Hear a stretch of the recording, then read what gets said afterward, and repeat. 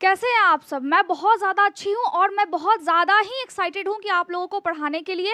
Anatomy और physiology का lecture चल रहा है। आप कोई भी कोर्स कर रहे हैं, नर्सिंग के लिए मैं थंबनेल पे लगा देती हूँ कि जेएनएम और बीएससी नर्सिंग का है, लेकिन एनाटॉमी और फिजियोलॉजी को मैं एमबीबीएस लेवल तक टच करती हूँ। तो अगर आप बी फार्मा है, फिजियोथेरेपिस्ट है, डीएमएलटी है, एमएलटी है, कोई भी आप कोर्स कर रहे हैं जिसमें एनाटॉमी और फिजियोलॉजी को पढ़ना पड़ता है, तो आप इस लेक्चर को देख सकते हैं। इसमें हमने 2 क्लासेस अभी ले लिए हैं और ये है तीसरा क्लास। अब तीसरे लेक्चर में हमको डिस्कस क्या करना है? हमको डिस्कस करना है थोड़ा सा और डिटेल में। आपका मैसेज आता है, आपके बहुत सारे कॉल्स आते हैं कि इसको और आप डिटेल में समझाइए। तो चलिए, हम डिटेल में समझाने के लिए बिल्कुल तैयार बैठे हैं। आप भी बिल्कुल पेन और कॉपी लेकर के तैयार हो जाइए। पानी का बॉटल साथ में आपको रख लेना है। दिमाग को स्थिर करके सिर्फ इस क्लास में लगा करके इस चैप्टर को अच्छे से महसूस कीजिए, क्योंकि ये चीज़ें आपकी बॉडी के अंदर है, ये चीज़ें आपकी बॉडी के अंदर लगातार काम कर रही हैं। और जब इसी चीज़ों में जब गड़बड़ी होती है, उसको हम किसमें पढ़ते हैं? एमएसए में पढ़ते हैं, जिसका 2 लेक्चर ऑलरेडी हो चुका है और कल उसका लेक्चर आएगा। ठीक है, तो किडनी को हमने पढ़ा था कि बाहर से होती कुछ ऐसी है। अब ऐसी होती है, नाम क्या होता है, इसमें क्या क्या पार्ट है, इसको तो हमने पढ़ लिया। और एक और चीज़ हमने पढ़ा था कि अंदर से, इसको भी हमने डिस्कस किया था और इसको और हम डिस्कस कर सकते हैं। आज हम डिस्कस करने वाले हैं इस चीज़ को, जिसको माइक्रोस्कोप में अगर हम देखते हैं तो एक किडनी के पास लगभग 1 से 2 मिलियन, कितना? लगभग 1 से, पेन चेंज कर लेते, चलिए, लगभग 1 से 2 मिलियन यहाँ पर एम बड़ा होगा, 2 मिलियन यहाँ पे इस टाइप का स्ट्रक्चर होता है। इस टाइप के स्ट्रक्चर को हम क्या बोलते हैं? नेफ्रॉन बोलते हैं। इसमें हमने ये भी डिस्कस किया था कि यहाँ पे 2 टाइप का, देखिए यहाँ पे है ना, ये वाला चीज़, ये वाला वेसल्स है और ये वाले वेसल्स है। एक आ रहा है और एक जा रहा है। जो आ रहा है उसको हम क्या बोलते हैं? एफरेंट एट्रियोल, और जो जा रहा है उसको हम क्या बोलते हैं? Efferent arteriole, efferent. तो ये आता है और ये जाता है, मतलब पूरा जो सिस्टम है इस नेफ्रॉन में वो शुद्ध ब्लड का है। इसमें ऑक्सीजन वाली ही ब्लड है, फिल्ट्रेशन हो रहा है। लेकिन हमने सिर्फ इसके नाम पढ़े थे कि हाँ ये चीजें होती है। इसके नीचे क्या, इसको हम क्या बोलते हैं? इसको हम बोलते हैं वुमेन्स कैप्सूल, पीला रंग का है वो। और ये जो लाल रंग का गुचुर मुचुर सा है उसको हम क्या बोलते हैं? ग्लोमेरुलस बोलते हैं। यहाँ पे फिल्ट्रेशन होता है, इस एफरेंट एट्रियोल से ब्लड आता है, यहाँ पे फिल्ट्रेशन होता है, और जो आपके किडनी के नेफ्रॉन को लगता है कि काम का है, उसको फिर ये वापस यहीं से बॉडी में भेज देती है। लेकिन अगर उसको लगता है कि ये वेस्ट चीज है, इसको और हम फिल्टर करके वेस्ट इसमें से निकाल सकते हैं, तो वापस से देखिए, वापस से ये क्या गया, वापस से देखिए ये नीचे की तरफ और मुड़ा हुआ है। तो जो मुड़ा हुआ है इसको हम क्या बोलते हैं? प्रॉक्सिमल कॉन्वोल्यूटेड ट्यूब्यूल बोलते हैं। और हल्का सा ये नीचे की तरफ है, देखिए ये हल्का सा सीधा हुआ ना, तो ये डिसेंडिंग वाला है। यहाँ पे देखिए लूप ऑफ हेनले किस तरीके से मुड़ा हुआ है। जो मुड़ा हुआ है उसको हम बोलते हैं हेयर पिन बैंड बोलते हैं। यहाँ पे थोड़ा सा पतला है, यहाँ पे थोड़ा सा मोटा है। तो आखिर चक्कर क्या चल रहा है यहाँ पे? मतलब अगर हम नेफ्रॉन को देखें, नेफ्रॉन भी 2 प्रकार के होते हैं। तो कैसा कैसा होता है? एक छोटा भाई है और एक बड़ा भाई है। तो क्या होता है? हमने सिर्फ इसके नाम को पढ़ा था कि कलेक्टिंग डक्ट फिर होते हैं आगे जाकर के, जिसमें वेस्ट जमा होता है और बॉडी में इस तरीके से फिल्ट्रेशन होता है। अगर हम इसको जूम कर दे ऊपर वाले को तो कुछ इस टाइप से आपको दिखता है। और ये सब क्या है, इसी को हम आज के लेक्चर में डिस्कस करेंगे। और मैं प्रॉमिस करती हूँ कि आपको मैं बड़े अच्छे से समझाऊंगी और आपको आज तक किसी ने इस तरीके से नहीं समझाया होगा। आपने पढ़ा होगा किडनी के स्ट्रक्चर के बारे में, आपने पढ़ा होगा रीनल सिस्टम के बारे में, लेकिन जो मैं आपको आज बताने वाली हूँ उस तरीके से कोई नहीं बताया होगा अभी तक इतने अच्छे से। इसीलिए मैं बोल रही हूँ कि कॉपी और पेन लेकर के बैठिए, और मैंने अच्छे से लिखा भी है आप लोगों के लिए और आपको समझ में आएगा, आप टॉप कर जाओगे। आप देखना, अगर मेरे लेक्चर आप हमेशा अटेंड करते हैं तो एनाटॉमी और फिजियोलॉजी का जो सीरीज अभी स्टार्ट हुआ है ना, वो बहुत ज़्यादा काम का, चाहे आप कोई भी कोर्स कर रहे हो। और जो भी कंपटीशन एग्जाम में जो भी क्वेश्चंस आएंगे उनको भी हम टच करेंगे। हम एकदम बेसिक से हाई लेवल तक जा रहे हैं। तो आप समझ सकते हो कि हिंदी में मैं आपको कितने अच्छे तरीके से तोड़ तोड़ करके बता रही हूँ। और ऐसा मैं ये गारंटी के साथ कह सकती हूँ कि ऐसा अभी तक आपको किसी ने नहीं समझाया होगा। ठीक है, तो चलिए आज का लेक्चर हम शुरू करते हैं। हमने इसके बारे में डिस्कस कर लिया था, लेकिन थोड़ा सा हमें और डिस्कस करना है, यहाँ पे ये इस तरीके से बॉडी में जब प्रेजेंट होता है तो कैसे कैसे चीज़ें होती है। बॉडी में नेफ्रॉन है, लेकिन नेफ्रॉन कहाँ पे है, नेफ्रॉन किस जगह पे है, नेफ्रॉन कैसे इस तरीके से घुमावदार हो रखा है, इन सभी चीज़ों को डिस्कस करते हैं। ठीक है, तो आज के लेक्चर को हम शुरू करते हैं। चलिए, तो मैं अलका ठाकुर हूं और आप सभी का अलका मेडिकल क्लासेस में स्वागत करती हूं। और आज हम पढ़ने वाले हैं नेफ्रॉन को। हमने डिस्कस किया था, लेकिन आज हम और ज़्यादा डिटेल में जाएंगे, थोड़ा सा और नीचे उतरेंगे, मतलब खाई की तरफ हम अभी बढ़ रहे हैं। लेकिन ये खाई अच्छी वाली खाई, अगर इस खाई को आपने जान लिया तो एग्जाम को आपने फिर पकड़ लिया। एग्जाम में कहीं से भी घुमा करके अगर सवाल आएगा तो आप बहुत आसानी से उसका आंसर दे पाएंगे, ठीक है। चलिए, तो सबसे पहले हमें नेफ्रॉन तो दिख रहा है, हमें नेफ्रॉन कुछ इस टाइप का दिखता है। नेफ्रॉन में दो पार्ट होते हैं, एक ये जो घुमावदार है पीला रंग का है, ठीक है, एक ये वाला पार्ट है। अगर जूम कर दे तो एक ये वाला पार्ट है और इसके अंदर ये वाला पार्ट तो इन्वॉल्व है ही जो लाल रंग का है, और साथ में हमें पाइप सा दिख रहा है। तो दो तरीके से यहाँ पर नेफ्रॉन बट गया, दो तरीके से नेफ्रॉन बट गया। अब इस दोनों के को मिला करके हम क्या बोलते हैं, रीनल कॉर्पसल बोलते हैं। और ये जो पाइप वाला पूरा पार्ट है इसको हम क्या बोलते हैं, रीनल ट्यूब्यूल बोलते हैं। अब यहां पर मैंने आपके लिए लिखा है, अब देखिए। चलिए, इस लेक्चर में मेनली हम क्या डिस्कस करने वाले हैं, नेफ्रॉन के बारे में। और जो नेफ्रॉन होता है, जैसा कि मैंने आपको बताया कि रीनल कॉर्पसल वो जो पीला वाला पार्ट है और जो ट्यूब वाला पार्ट है वो उसको हम क्या बोलेंगे, उसको हम बोलेंगे रीनल ट्यूब्यूल। अब जो रीनल कॉर्पसल है उसमें भी दो चीज आ रही है ना, यहाँ पे देखिए दो चीज आ रही है इसमें। ये जो रीनल कॉर्पसल है ये वाला दोनों ठीक है, ये दोनों समझ में आ गया। अब ये जो दोनों है इसको अगर हम जूम कर देते तो उसमें दो चीजें आ गई ना, ये तो आगे से ट्यूब यहाँ पे स्टार्ट है, ठीक है। अब दो चीजें आ गई ना, यहाँ पे बीच में क्या है, ये है ग्लोमेरुलस, और ये पीला रंग का एक कप टाइप का बना हुआ जिसको हम बोलते हैं वुमेन्स कैप्सूल। क्या बोलते हैं, वुमेन्स कैप्सूल बोलते हैं, यहाँ पे लिखा होगा, ठीक है। पढ़ेंगे, हम आराम से पढ़ेंगे, कोई दिक्कत नहीं है, हड़बड़ाने का कोई बात नहीं है। अगर समझ में एक बार में नहीं आता है, आप 10 बार पूछिए मेरे से, मैं आपको बताने के लिए एकदम तैयार बैठी हूँ हमेशा, बिल्कुल प्रॉमिस है आपसे, ठीक है। तो रीनल ट्यूब्यूल हो गया, रीनल कॉर्पसल हो गया, दोनों में मैंने आपको बताया कि ग्लोमेरुलस और वुमेन्स कैप्सूल। चलिए, ये जो इसका डायमीटर है, डायमीटर का मतलब क्या होता है, डायमीटर का मतलब होता है, यहाँ पे देखिए बार बार मुझे बताना पड़ रहा है कि ये जो आपका ग्लोमेरुलस है और वुमेन्स कैप्सूल है ये कितना चौड़ा है। डायमीटर का मतलब होता है व्यास। हम पढ़ते हैं ना, सर्कल बनाते हैं मैथ्स में, मैथमेटिक्स में, तो 10वीं क्लास में हमने पढ़ा था, इसका व्यास निकालो। आप अगर सीबीएसई से है तो इसका डायमीटर निकालो, इसकी लेंथ कितनी है। ट्रायंगल या फिर आपका जो गोला होता है, जो सर्कल होता है, गोला होता है, सर्कल होता है, उसका हाफ रेडियस त्रिज्या होती थी, पूरा क्या होता था, डायमीटर था। तो यहाँ पर ये जो कैप्सूल है इसकी पूरी डायमीटर कितनी है, पूरी इसकी डायमीटर है 200 म्यू। ये जो आपको निशानी दिख रहा है, ये जो सिंबल आपको दिख रहा है उसको हम क्या बोलते हैं, उसको हम बोलते हैं म्यू, या फिर हम इसको माइक्रोन बोल सकते हैं। अगर म्यू के बगल में एम लग जाए तो माइक्रोन मीटर हो जाएगा। यहाँ पे म्यू भी बोलते हैं और माइक्रोन भी बोलते हैं, ठीक है। चलिए, तो ये चीजें हो गई। तो रीनल कॉर्पसल की जो डायमीटर है वो 200 म्यू है। दो चीजें इसमें आ गई, वो जो रेड वाला पार्ट है उसको हमने क्या बोला, ग्लोमेरुलस बोला, और वो जो आपका कप वाला पार्ट है उसको हमने क्या बोला, उसको हमने बोला वुमेन्स कैप्सूल, हमने इसको बोला। अब ये जो ग्लोमेरुलस है इसमें छोटे छोटे से छेद भी होते हैं जिसको हम क्या बोलते हैं, फेनेस्ट्रे बोलते हैं या फिर फिल्ट्रेशन पोर्स बोलते हैं। इस लाल वाले पार्ट में छोटा छोटा छेद भी होता है। ये प्रमाण है कि यहाँ पे फिल्ट्रेशन होती है। क्या प्रमाण है कि यहाँ पर अगर खून आया है तो फिल्ट्रेशन हो रहा है। अब यहाँ पे कोई भी वेन्स नहीं है। एक चीज हमें याद रखना है कि अगर कहीं भी बॉडी में लाल लाल इस टाइप का वेसल्स दिखता है ना, इसका मतलब है कि वो आर्टरीज है। आर्टरीज क्या होता है, वैसी खून की नली या फिर वैसी नली जिसमें से ऑक्सीजन वाली ब्लड बहती हो। जो यहाँ पे अगर ब्लू रहता तो वो होता वेन्स। वेन्स क्या होता है, ऐसा खून, ऐसा नली जिसमें से ब्लड के साथ साथ कार्बन डाइऑक्साइड भी पूरे बॉडी में घूम रहा है। तो वेन्स का काम क्या होता है, वेन्स का काम होता है कि पूरे बॉडी से कार्बन डाइऑक्साइड वाली ब्लड और जो वेस्ट है बॉडी में, जो वेस्ट है वो भी ब्लड में मिक्स है, कार्बन डाइऑक्साइड भी मिक्स है, वैसे ब्लड यहाँ पे ब्लू टाइप के स्ट्रक्चर यानी कि वेसल्स में घूमते हैं पूरे बॉडी में, और फिर जाकर के वो आपके हार्ट को देते हैं। हार्ट उस ब्लड को फिर लंग्स में भेजता है, आपके फेफड़े में भेजता है।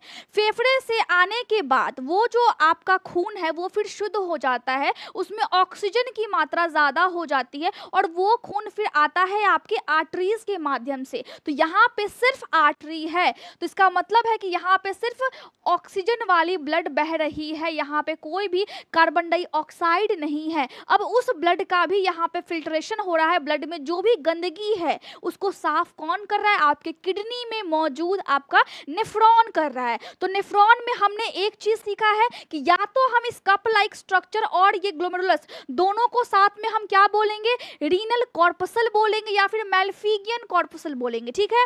आपस में अगर हम इसको अलग कर दे तो लाल वाले को हम बोलते हैं ग्लोमेरुलस और ये जो पीली वाली है इसको हम क्या बोलेंगे? इसको हम बोलेंगे वुमेन्स कैप्सूल। इतना क्लियर है? व्यास इसका यानी कि डायमीटर इसका 200 म्यू है या फिर माइक्रोन है, इतना बिल्कुल क्लियर है।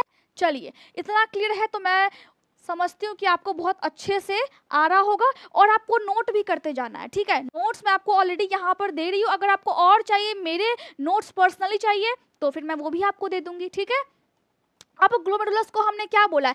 Tuft of capillaries. कैपिलरीज का मतलब है छोटा छोटा खून का नली। जो आर्टरीज होता है वो अगर बहुत छोटा हो जाए, बहुत पतला हो जाए, उसी को हम क्या बोलते हैं? कैपिलरी बोलते हैं। तो यहाँ पर जो आर्टरीज है, यहाँ पे देखिए कि जो आर्टरीज है वो पहले कैसी है? ये यहाँ पर आई हुई है ना, यहाँ पे देखिए, यहाँ पे जो ब्लड वेसल्स आई है वो कैसी है? वो ऊपर में मोटा है ये, और बाद में जाकर के हल्का सा पतला हुआ है, और बाद में जाकर के और पतला हो जाता है। तो आर्टरीज अगर थोड़ा सा पतला होता है उसको हम क्या बोलते हैं? एट्रियोल्स बोलते हैं। क्या बोलते हैं? उसको हम बोलते हैं, यहाँ पर मैं लिख दूं, उसको हम बोलते हैं एट्रियोल्स।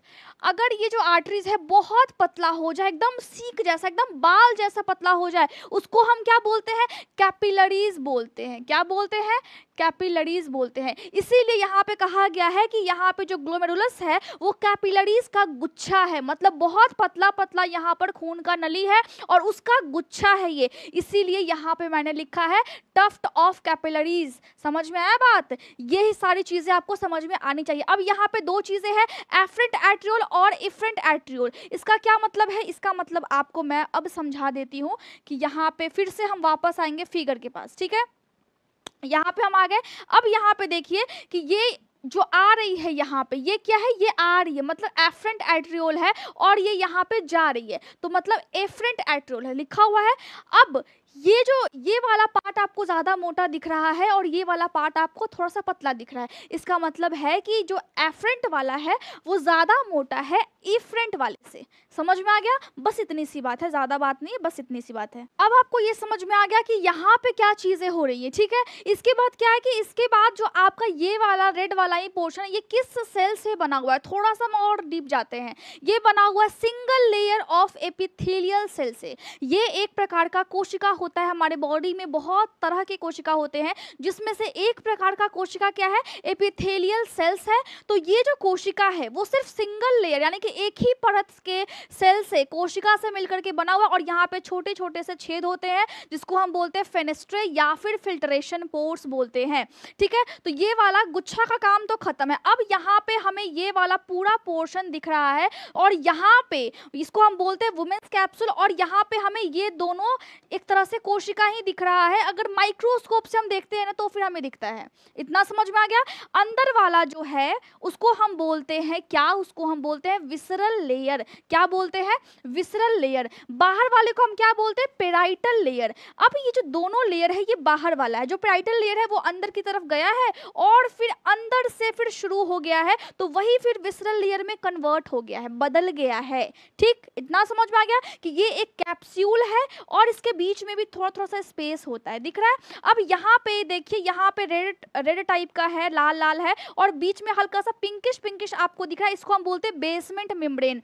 मतलब कि ये गुच्छा है और ये सेल्स भी है, लेकिन दोनों आराम कहाँ पर कर रहे हैं? दोनों आराम कर रहे हैं भैया बेसमेंट मेम्ब्रेन पे आराम कर रहे हैं। अब ये जो मेम्ब्रेन है यहाँ पे छोटा छोटा स्पेस भी होता है, छेद भी होता है, और सेल्स भी होते हैं। उसको हम बोलते हैं पोडोसाइट्स बोलते हैं। क्या बोलते हैं? पोडोसाइट्स बोलते हैं, पोडोसाइट बोलते हैं, या फिर आप फीट भी बोल सकते हो। छोटे छोटे से सेल्स होते हैं, ये पूरा एकदम चिपका हुआ नहीं होता है। तो बीच में क्या है? बेसमेंट मेम्ब्रेन है, ऊपर में ग्लोमेरुलस है, और यहाँ पे विसरल लेयर है, यहाँ पे पेराइटल लेयर है। इतना एकदम क्लियर है?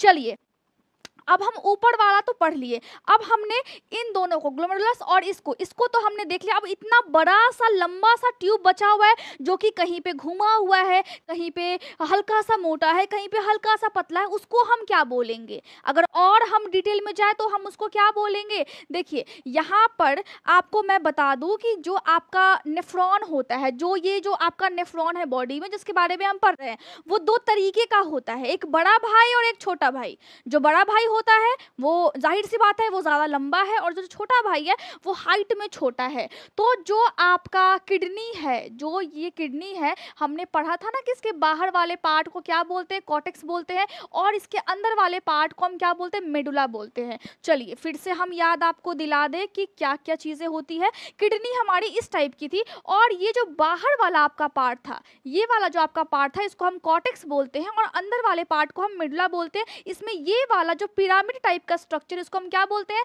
पैपिले बोलते हैं। ठीक है, ये 7 से 13 इसकी संख्या होती है। ये वाला जो है और अंदर में इसको हम बोलेंगे माइनर कैलेक्स। देन ये सब साथ में जुड़ करके मेजर कैलेक्स में बदलता है।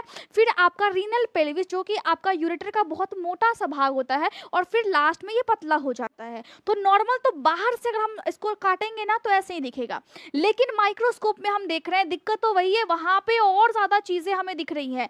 अब दिक्कत क्या है? दिक्कत ये है कि हम अभी यहाँ पे देख रहे हैं कि आपके पास दो टाइप का नेफ्रॉन है। पहला जो है उसको हम बोलते हैं कॉर्टिकल या फिर सुपरफिशियल, जो कि आपका क्या होता है? जो कि आपका छोटा होता है। ठीक है, तो ये छोटा वाला भाई है, लेकिन ये किडनी के कॉर्टेक्स वाले रीजन यानी कि सबसे बाहर वाले क्षेत्र में रहता है। दूसरा है जक्स्टा मेडुलरी आपका होता है नेफ्रॉन, ये लंबा होता है और ये थोड़ा सा अंदर मेडुला के साइड तक ये जाता है, मेडुला के साइड तक ये जाता है। और यहाँ पे एक और चीज है कि जो आपका ट्यूब वाला स्ट्रक्चर था, अब यहाँ जो घुमावदार है उसको हम क्या बोलेंगे? प्रॉक्सिमल कॉन्व्यूलेटेड ट्यूब्यूल हम इसको बोलेंगे। बस घुमा हुआ है उसको हम प्रॉक्सिमल कॉन्व्यूलेटेड ट्यूब्यूल बोलेंगे। इसके बाद आपका स्टार्ट हो जाता है लूप ऑफ हेनले, और ऊपर में ये मोटा है, बीच में ये पतला है, और यहाँ से फिर घुमा हुआ है।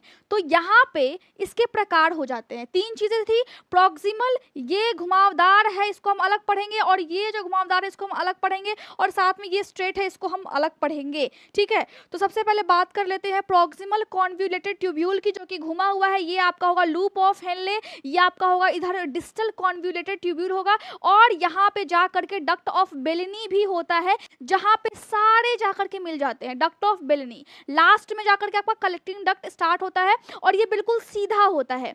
तो यहाँ पे हम इसको कैसे पढ़ेंगे? देखिए यहाँ पे हम इसको प्रॉक्सिमल कॉन्व्यूलेटेड ट्यूब्यूल के बारे में हम पढ़ लेते हैं, जो कि घुमावदार था। ये कोल्ड होता है, घुमा हुआ होता है, और ये आपके किडनी के बाहर वाले क्षेत्र में यानी कि कॉर्टेक्स वाले क्षेत्र में रहता है। इसकी लंबाई 14 मिलीमीटर होती है, और इसका डायमीटर 55 म्यू होता है। डायमीटर मतलब व्यास, जो कि घुमा हुआ है। इतना समझ में आ गया? अगर हम और अंदर जाएंगे, डीपली जाएंगे, तो हिस्टोलॉजी का मतलब क्या होता है कि उसके अंदर जो कोशिका है वो किस प्रकार की है। हिस्टोलॉजी, हिस्टोलॉजी भी हम बोल सकते हैं। तो हिस्टोलॉजी का मतलब है कि जो कोशिका है, कोशिका के अध्ययन को हम हिस्टोलॉजी बोलते हैं। ये उसके अंदर किस प्रकार की है? तो सिंगल लेयर वहां भी है क्यूबोइडल एपिथेलियल सेल्स का। जो आपकी बॉडी में कोशिका है, एपिथेलियल सेल्स जो है उसके भी प्रकार होते हैं। तो क्यूब टाइप का वहां पर कोशिका मौजूद है, एपिथेलियल सेल्स ही है लेकिन क्यूब टाइप का मौजूद है, इसीलिए हमने उसको क्या बोला है? इसीलिए हमने उसको बोला है क्यूबोइडल एपिथेलियल सेल्स। और वहां पे छोटे छोटे जैसे बाल होता है ना, जैसे कहीं पे ब्रश टाइप का निकला होता है, वैसा उसका प्रोजेक्शन। प्रोजेक्शन का मतलब होता है उभार, कहीं पे कुछ निकला हुआ। तो प्रोजेक्शन कैसा है? बाल टाइप का है, और वो नीचे की तरफ है, ताकि ऊपर से जो भी वेस्ट चीज है उसको नीचे की तरफ धक्का दे सके। कितना स्मार्ट है हमारा बॉडी, कितना स्मार्ट है वो चीज जिसने हमें बनाया है। ऊपर वाला कितना ज्यादा स्मार्ट है। तो जो आपका हेयर लाइक प्रोजेक्शन है उसको हम बोलते हैं ब्रश बॉर्डर सेल्स भी बोलते हैं, क्या? क्योंकि उसमें ब्रश टाइप का होता है। तो ये घुमावदार है, और उसमें जो चीजें हैं, देखिए यहाँ पे घुमावदार है और उसमें जो चीजें हैं वो बड़े काम की है। सिर्फ इतने चीजों में हमने इतना कुछ पढ़ा कि इसके अंदर हेयर लाइक स्ट्रक्चर होते हैं। सोचिए कि ये कितना ज्यादा कॉम्प्लिकेटेड है। बहुत छोटा सा स्ट्रक्चर है, माइक्रोस्कोप में हम इसको देख रहे हैं तब जाकर के हमें इतना लंबा दिख रहा है, और इतने छोटे में भी आपको इतनी सारी वैरायटी, इतने सारे कोशिका, मतलब क्या ही कमाल की बात है। इसके बाद आता है आपका loop of Henle. Loop of Henle, अब यहाँ पे घुमावदार खत्म है तो अब नीचे क्या स्टार्ट है, नीचे आपका स्टार्ट है loop of Henle. Loop of Henle के में क्या क्या चीजें हैं, पूरा जो आपका लूप ऑफ हेनले है उसकी जो लंबाई है वो 15 मिलीमीटर है और जो व्यास है वो 15 म्यू है, ठीक है।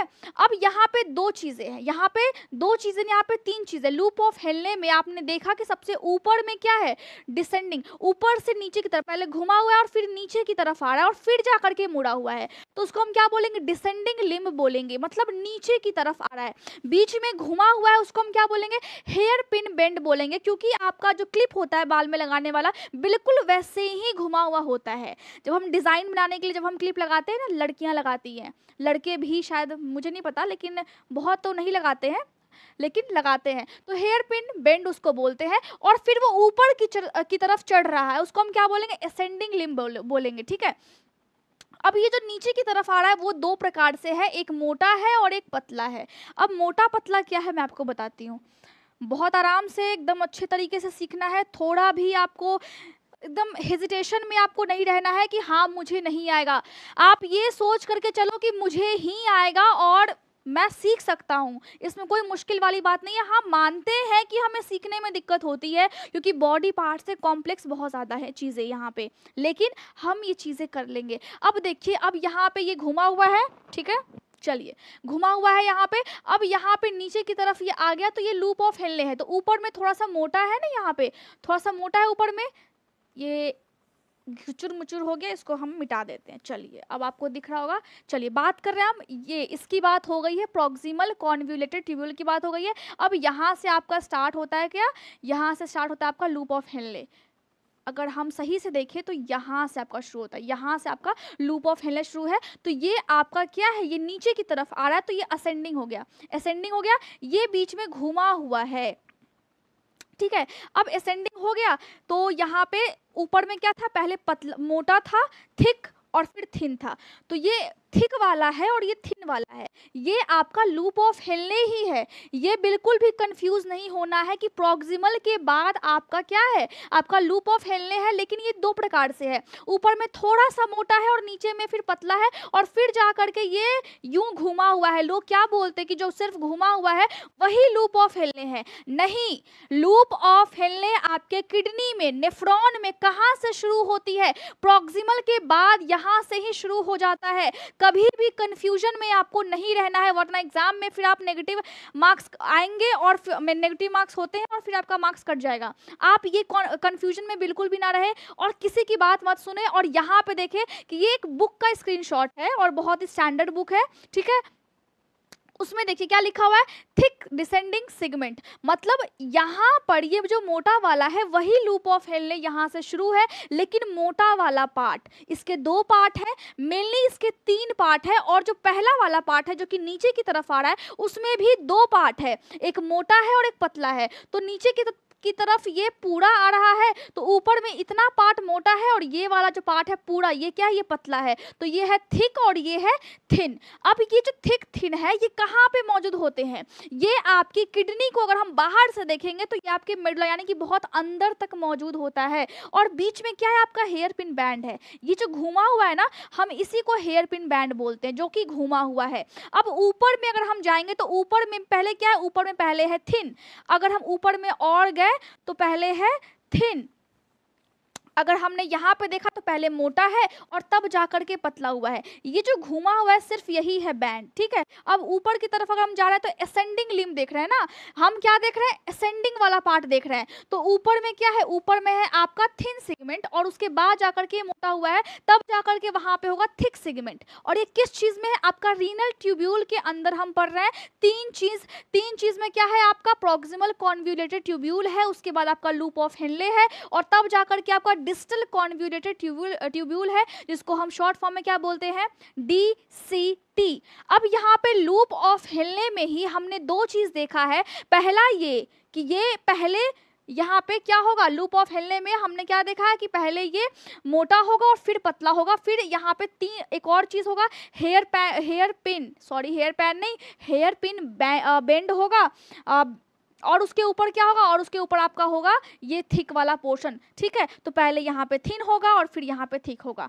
इतना समझ में आ गया कि लूप ऑफ हेनले में ही ये सारा कांड हो रहा है, लूप ऑफ हेनले। चलिए, अब यहाँ पे तीन चीजों को हमने देख लिया है। अब ये जो थिक वाला है वो मेडुला में आपके प्रेजेंट रहता है, मतलब किडनी तो है लेकिन किडनी के काफी अंदर तक ये चीजें घुसी हुई हैं।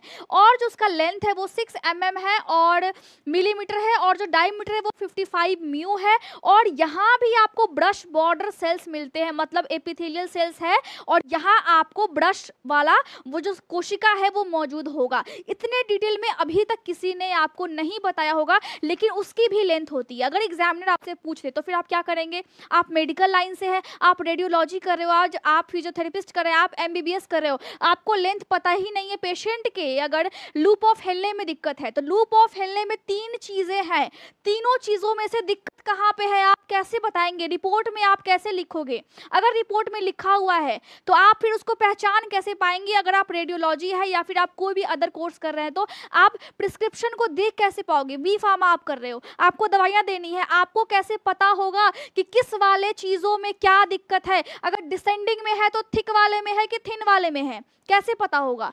तो हमें बताना पड़ता है कि नहीं डिसेंडिंग लिम्ब है, मतलब नीचे की तरफ जा रहा है, उसमें भी दो तरीके का है, पहले मोटा है और फिर पतला है। जो मोटा है उसकी लंबाई कितनी होती है, 6 mm होती है, और डायमीटर यानी कि व्यास कितनी है, 55 म्यू है, और वहां भी ब्रश टाइप का सेल्स है। और जो पतला है वो किस चीज से बना हुआ है, वो फ्लैट कोशिका से बना, मतलब चिपटा हुआ एपिथेलियम वाला कोशिका से बना हुआ है, और उसमें कोई भी ब्रश नहीं है।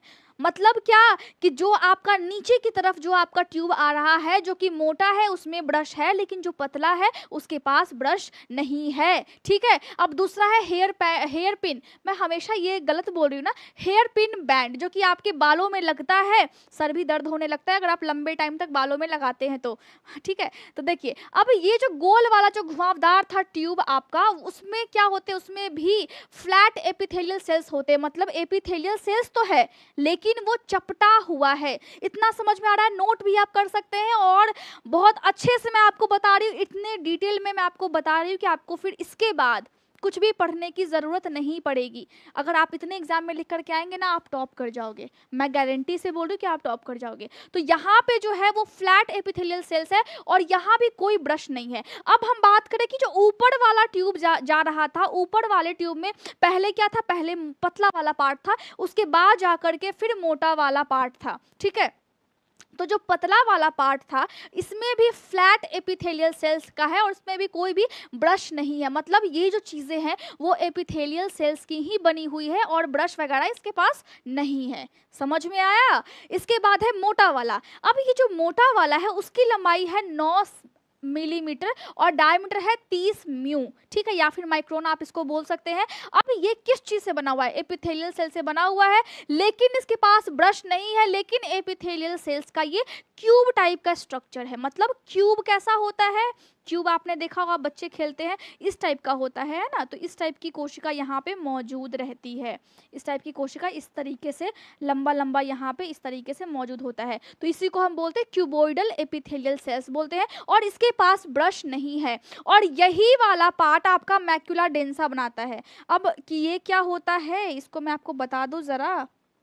देखिए यहाँ पर आपका नेफ्रॉन है, ठीक है, ये दो नेफ्रॉन है। अगर देखें तो ये आपका क्या होगा, ये आपका हो गया वुमेन्स कैप्सूल, और ये अब नॉर्मली अगर हम ग्लोमेरुलस के साथ बोले तो रीनल कॉर्पसल, और ये पूरा आपका ट्यूब हो गया। तो ये आपका हो गया प्रोक्सिमल, और साथ में देखिए यहाँ पे लूप ऑफ हेनले, तो ये मोटा वाला है, ये पतला वाला है, ये आपका हेयर पिन बेंड है, और ये फिर आपका मोटा वाला एसेंडिंग वाला लिम्ब है जो कि आपके लूप ऑफ हेनले का पार्ट था, ठीक है। अब इसके बाद अगर हम देखें तो इस अभी स्ट्रेट हुआ नहीं, ये यहाँ तक आपका क्या है, यहाँ तक पूरा आपका क्या है, यहाँ तक पूरा आपका ये जो सीधा है ना, यहाँ तक पूरा आपका है लूप ऑफ हेनले ही है। उसके बाद जाकर के फिर ये आपका डिस्टल कॉन्वोल्यूटेड ट्यूब्यूल में बदलता है, और ये वाला जो पार्ट है कभी कभी यहाँ पे ये वाला पार्ट कभी कभी ये देखिए इस तरीके से इसके पास ग्लोमेरुलस के पास आ जाता है, यहाँ पे जिस तरीके से है ना यहाँ पर आ जाता है। और देखिए ये पार्ट ये वाला है, ये वाला पार्ट, ये समझ में आ गया, ये वाला पार्ट है,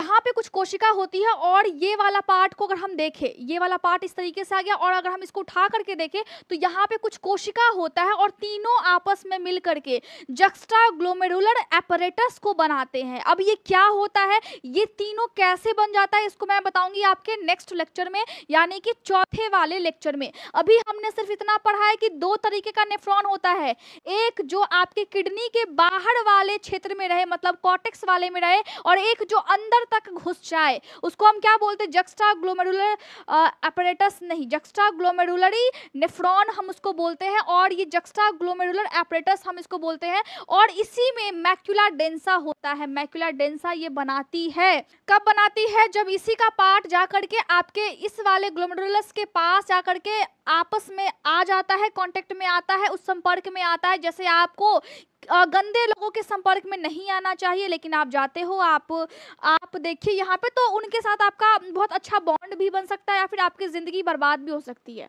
तो बॉन्ड तो बनता है, चाहे कोई भी स्थिति बन जाए, तो यहाँ पे बॉन्ड बन जाता है अगर ये पास आ गया तो। जब ऐसा हुआ तो वहां पर एक और कोशिका डेवलप कर जाती है और मैक्युला डेंसा वहां पर बनता है, मतलब एपरेटस बनते हैं, जक्स्टाग्लोमेरुलर एपरेटस वहां पर बनते हैं। और वो क्या होता है अगले लेक्चर में हम डिटेल से सीखेंगे। मैं आपको बता रही हूँ कि अभी तक आपको किसी ने ऐसा बताया नहीं होगा, और मैं दावे के साथ कह रही हूँ कि अगर आप इतना पढ़ लेंगे, इतना अगर आप पढ़ लेंगे, तो आप कोई भी कोर्स कर रहे हैं, कोई भी कोर्स, मैंने इतने डिटेल में बताया है कि शायद आपकी किताबों में भी ना हो, कोई भी कोर्स आप कर रहे हो उसमें ये कम नहीं पड़ेगा। कोई आपको ये नहीं बोलेगा कि हाँ कम है या फिर कुछ और चीज़ें इसमें ऐड करना है, नहीं, इतना इनफ है किसी भी एग्जाम्स के लिए, ठीक है। तो देखिए वहाँ पे मैक्युला डेंसा बनता है, तो लूप ऑफ हेनले जो कि घुमावदार था, वो चीज़ें खत्म हो गई। पहला क्या था, पहला में देखें तो प्रॉक्सिमल कॉन्व्यूलेटेड, इस तरीके से हमारा था रीनल कॉर्पसल, और इस तरीके से घूम करके इस तरीके से फिर आपका आता है ना, तो आपका ये वाला ग्लोमेरुलस है और ये वुमेन्स कैप्सूल है। यहाँ पे आपका प्रॉक्सिमल था जो कि घुमावदार था, और लूप ऑफ हेनले आपका यहाँ से यहाँ तक था। अब ये चीज़ें तो खत्म हो गई, ठीक है। इसके बाद आपका आता है डिस्टल कॉन्व्यूलेटेड ट्यूब्यूल, जो कि वहाँ पे भी घुमावदार तो है, लेकिन ये आपके ग्लोमेरुलस से फिर दूर है। ये देखिए, चलिए कॉपी पेन आप ले रखे होंगे, ये देखिए ये घुमावदार है, मतलब क्या कि प्रॉक्सिमल भी घुमा हुआ है, डिस्टल भी घुमा हुआ है, लेकिन ये थोड़ा ज़्यादा दूरी में घुमा हुआ है, कम दूरी में घुमा हुआ है। तो डिस्टल वाले को हम पढ़े, मतलब हमने इसको पढ़ लिया, इसको पढ़ लिया, अब हम इसको पढ़ रहे हैं। जब हम इसको पढ़ रहे हैं तो उसमें और क्या क्या चीज़ें होती है डिस्टल वाले में, देखिए डिस्टल वाला जो आपका पार्ट है वो किडनी के बाहर वाले हिस्से में रहता है, मतलब कॉर्टेक्स वाले में रहता है। इसकी जो लंबाई है 14.5 mm रहती है, और यहाँ पे 14.5 से 15 mm है इसकी लंबाई, और साथ में जो इसका डायमीटर है, व्यास है, वो 22 से 50 म्यू है। क्या है, 22 से 50 म्यू है, ठीक है।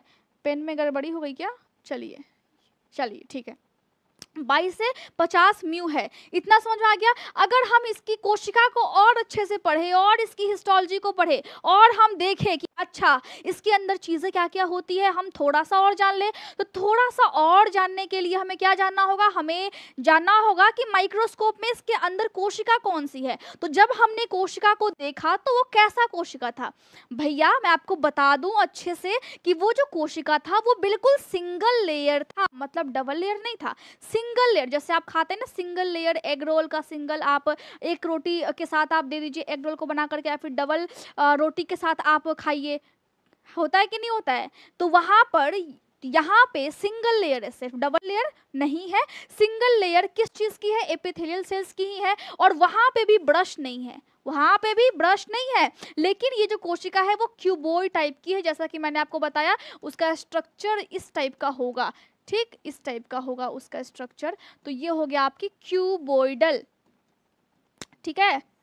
चलिए ज़्यादा बना दिया मैंने, ठीक है कोई बात नहीं है, ड्राइंग करना अच्छी बात है, कभी कभी हम कर लेते हैं, और आज हमने आपके साथ कर लिया है। तो single layer of cuboidal epithelial cells, और इसके पास ब्रश नहीं है। और यहाँ पे हिस्टोलॉजी मैंने इसलिए लिखा है क्योंकि ये इसकी कोशिका है, और अंदर में अगर आप एग्जाम में लिखोगे ना जैसा मैंने लिखा है, थोड़ा सा आप इसमें सेंटेंस को ऐड कर दीजिएगा, देखिएगा कि आपको कितना बोलते ना चुम्मेश्वरी एकदम आपको मार्क्स मिलेंगे।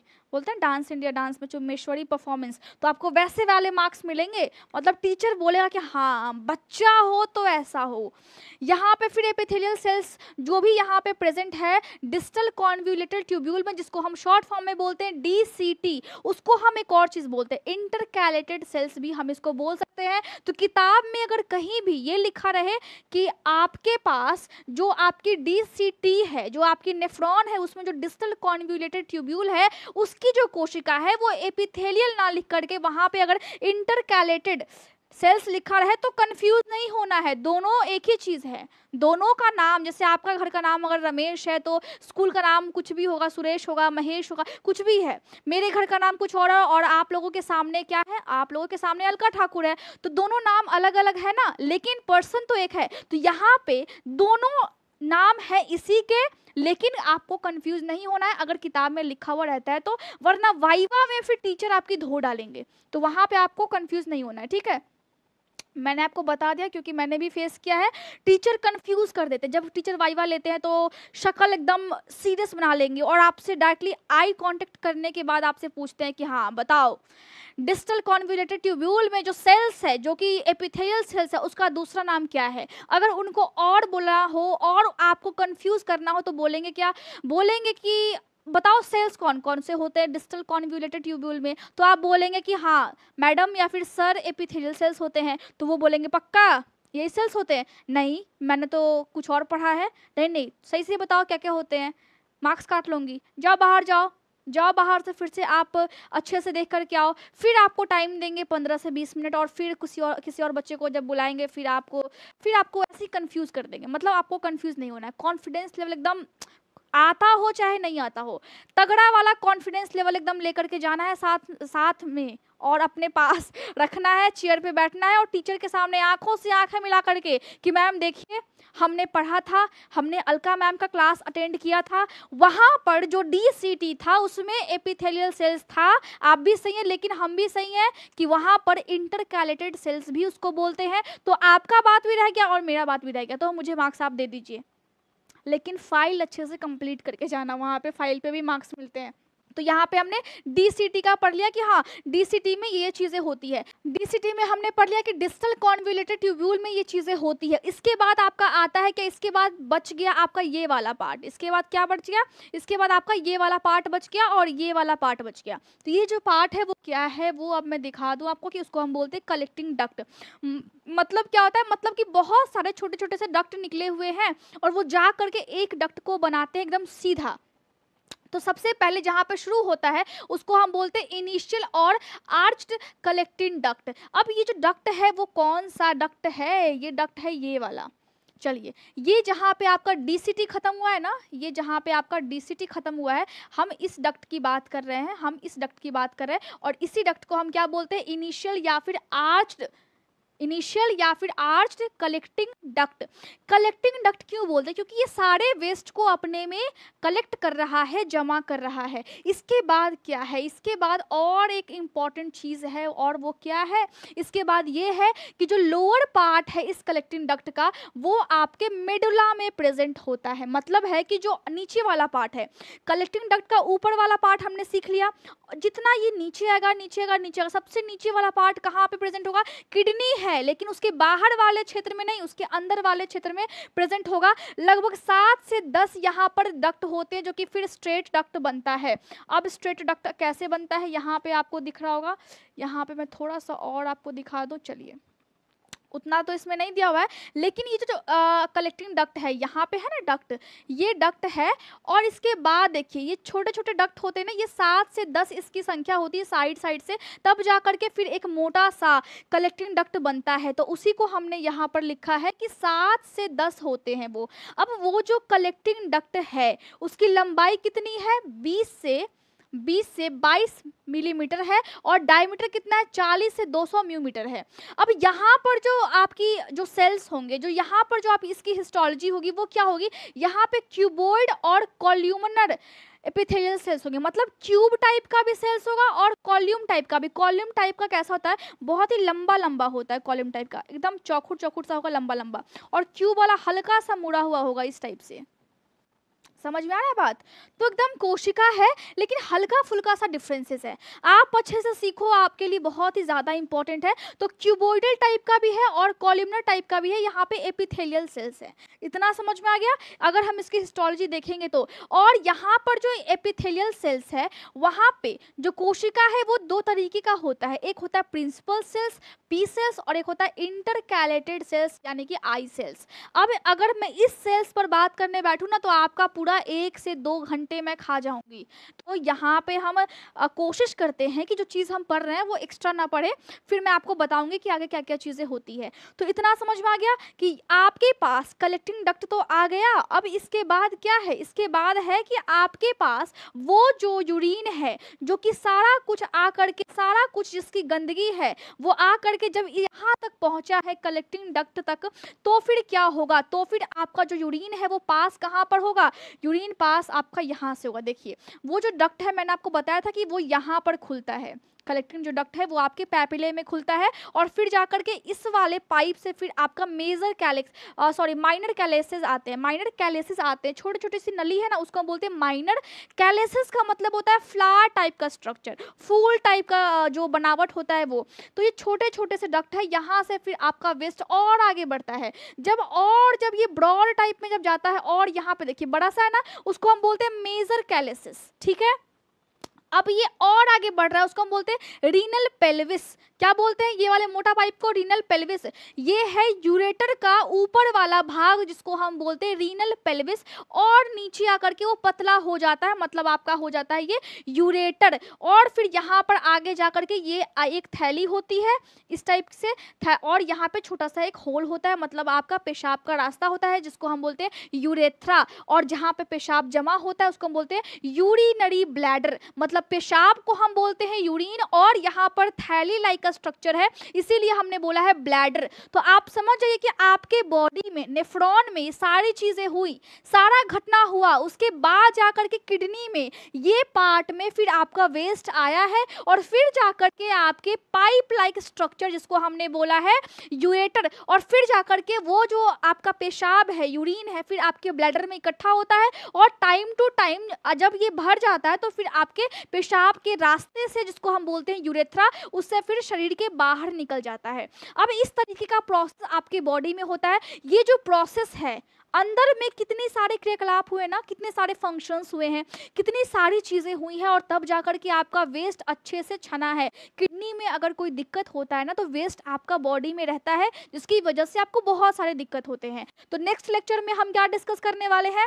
नेक्स्ट लेक्चर में हम डिस्कस करने वाले हैं कि यहाँ पर जो आपका जक्स्टा ग्लोमेरुलर एपरेटस जो बनता है, जो इस टाइप का बन जाता है ना, जब ये आपका नेफ्रॉन का ये वाला पार्ट, डिस्टल वाला पार्ट जब यहाँ पे आ जाता है, तो यहाँ पे कुछ सेल्स होते हैं जो कि आपस में संबंध बना लेते हैं। इसको भी जानना बहुत ही ज़्यादा इंपॉर्टेंट है। तो आज हमने नेफ्रॉन को थोड़ा सा डिटेल में जाना है, और हम डिटेल में एक और लेक्चर लगेगा आपको अच्छे से समझाने में, और रीज़न सिर्फ यही है आपको बताने का कि आप अच्छे से समझो। आप मेडिकल लाइन से हो, आप पढ़ो। आप अगर इस कोर्स में एडमिशन लेते हो, एनएम हो गया, बीएससी नर्सिंग हो गया, जेएनएम हो गया, या फिर फिजियोथेरेपिस्ट हो गए, बी फार्मा हो गया, या फिर कोई भी कोर्स हो गया, रेडियोलॉजी हो गया, किसी भी कोर्सेज में आप अगर एनरोल होते हो ना, तो दम लगा दीजिए। अभी कुछ नहीं, अभी बस जो है बस वही। अभी नोट्स आप अच्छे से तैयार कीजिए। अगर दिक्कत लगता है तो फिर आप टेलीग्राम ग्रुप पर जाकर के ज्वाइन कर सकते हैं, आप मुझसे मांग सकते हैं।